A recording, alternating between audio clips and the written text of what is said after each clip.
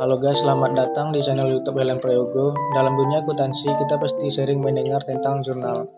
Proses penjurnalan merupakan salah satu komponen penting dalam siklus akuntansi.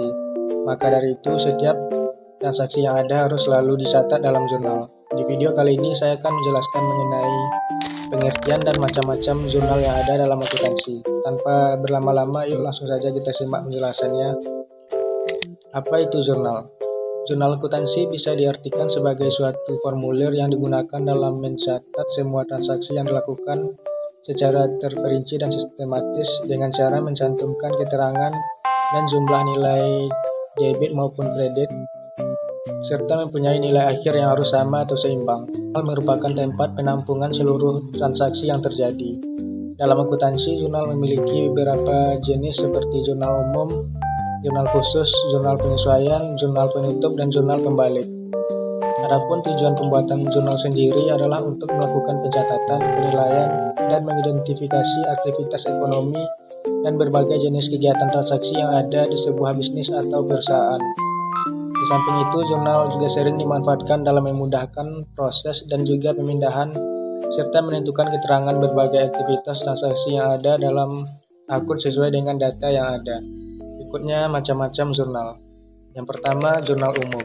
Jurnal umum adalah jurnal yang dipakai untuk melakukan pencatatan semua bentuk bukti transaksi keuangan yang muncul akibat terjadinya beragam transaksi keuangan perusahaan dalam sebuah periode akuntansi yang spesifik. Jurnal umum biasanya dipakai dalam akuntansi perusahaan jasa lantaran pada prinsipnya semua transaksi dalam perusahaan jasa bisa dicatat secara urutan ke dalam jurnal umum saja. Yang kedua, jurnal khusus. Jurnal khusus adalah jurnal yang dikelompokkan secara khusus sesuai dengan jenis transaksinya, di mana petugas pembukuan mengidentifikasi bentuk transaksi yang terjadi serta mencatatnya. Terdapat 4 jenis jurnal khusus, yaitu jurnal pembelian digunakan untuk mencatat semua transaksi pembelian barang atau produk jasa secara kredit. Jurnal penjualan untuk mencatat transaksi penjualan secara kredit. Jurnal penerimaan kas berfungsi untuk mencatat semua transaksi penerimaan uang dari berbagai sumber pemasukan seperti pendapatan penjualan dan yang lainnya.